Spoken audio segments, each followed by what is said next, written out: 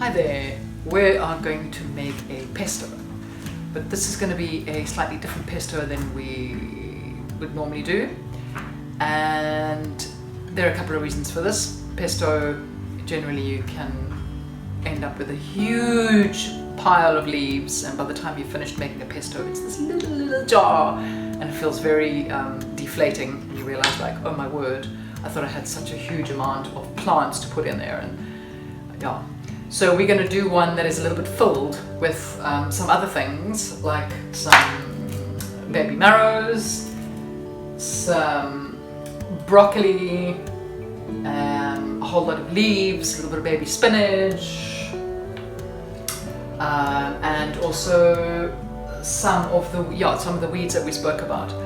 So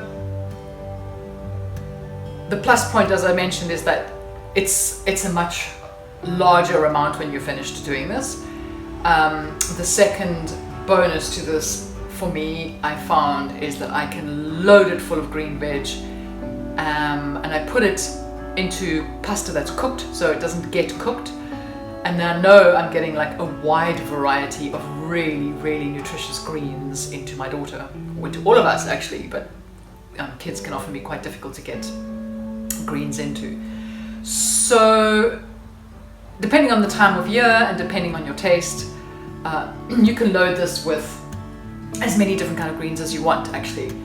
So what we're going to do is we're going to add a little bit of sure, I hit a blank. We're going to do a little bit of a stinging nettle, and it is quite tricky to work with. But nettle, you can put a bag on your hand, or I actually used ice tongs to pick those. Don't worry about the stems, you can put them in. Then we're going to also have a little bit of chickweed, which we spoke about as well. Put some of that in. Then I've added also a little bit of sorry, a lot of umming, forgetting the words. We've got a little bit of sour thistle, which we're going to pop in there as well. And then I'm going to chop some courgettes. So courgettes are really nice because they add a whole lot of creaminess. They sort of bring down the flavor of a whole lot of the greens, because the greens can be quite sharp. And generally it's the lemon that makes it a whole lot more palatable. It's like making a green juice. If you put lemon in, it really cuts through the heaviness that the greens can bring in there. I'm not giving you any amounts, I am just doing something, and I find generally that if you're in the flow of cooking and you're enjoying yourself, then it's a feeling experience. You know, you can put a bit of this and a bit of that, and you can always change. You can always add some of this if balance is not quite right. There's no hard and fast rules. It's about really having fun. And this recipe, I find, as I said, just a really great one for having a properly filled pesto. So we're going to put a bit of broccoli in. Broccoli can be pretty strong tasting, so we're going to put a smallish chunk in, although we can probably do a little bit more. We can add the stem. I don't have to cut. I mean, I'm doing it in the food processor. You can do it in a blender. A food processor is really nice because it keeps a little bit of texture, which is a nice thing in a pesto. So there we have some of those. Then I'm going to put a whole lot of coriander, and coriander is amazing because it's a completely wonderful detoxer for heavy metals in the body, and nowadays we all have way too much heavy metals in our bodies for various reasons. I don't think I need to explain those. Then I'm going to put a handful of baby spinach, which also softens the flavor a little bit. And I'm going to put some rocket in there as well. Now the trick really here is to get the balance of there being enough basil so that it tastes mostly like basil. Because when people think about pesto, I mean, you get coriander pestos and you get sun-dried tomato pestos and all kinds of pestos. But we're just going with the basil pesto right now. So as long as I've got enough basil leaves to knock out too much of the other flavors, then I find, especially for my daughter, that goes down very well. So then we're going to add a little bit of lemon, which we spoke about, a bit of salt. I've got some Oryx Desert salt. Make sure you do not use iodinated table salt. There is absolutely no nutritional content or minerals or anything like that in there. So a good quality sea salt, or this Oryx salt is wonderful and it's local. So we put some of that in there. And then we need a good quality olive oil. Make sure you have a properly cold pressed virgin olive oil. This comes from a very small little organic farm, and you just put a good dollop of that in because that's going to really homogenize and hold the whole lot together.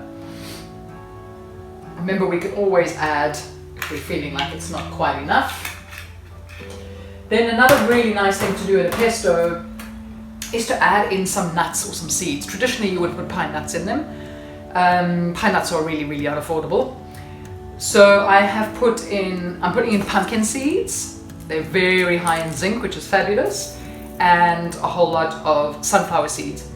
So what I do with these is I soak them. So all nuts and seeds, not all of them, but 90% of them, come with phytic acid around them, and that is to kind of prevent them from just randomly sprouting if they were to get wet.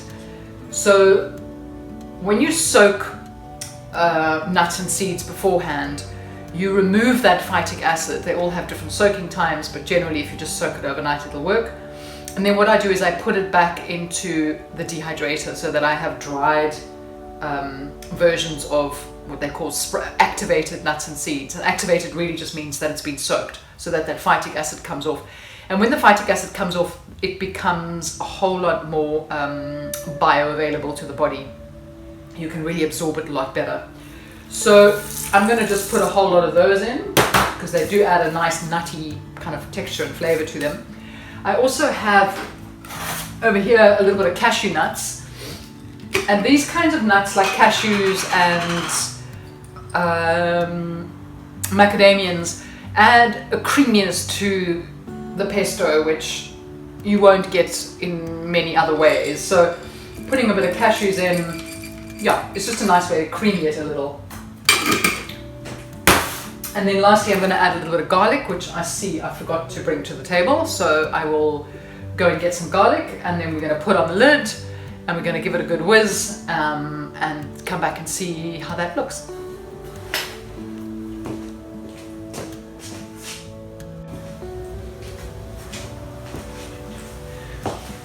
So garlic is of course completely optional, but it does hold the flavors together nicely, and it's really not a necessity.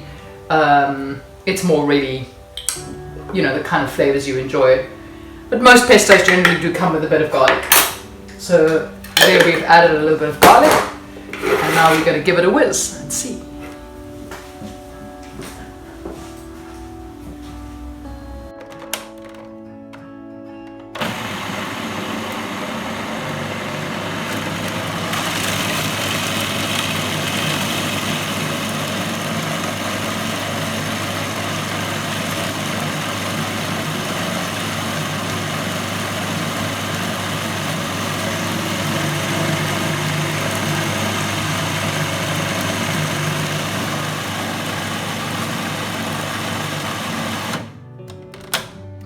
Now we're going to open it up and have a quick look.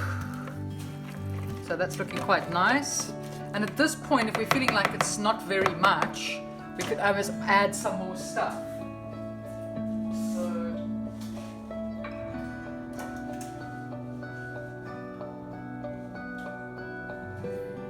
I'm just going to add a few more leaves, a bit of basil, a splash more of olive oil because it looks a little dry.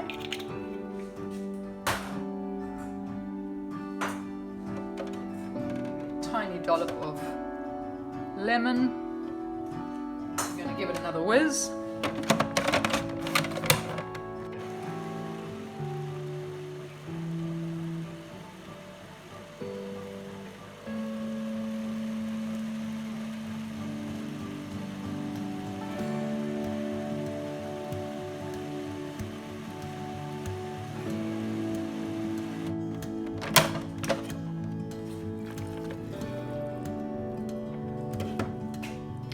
So there we have a very nutritious and super delicious pesto.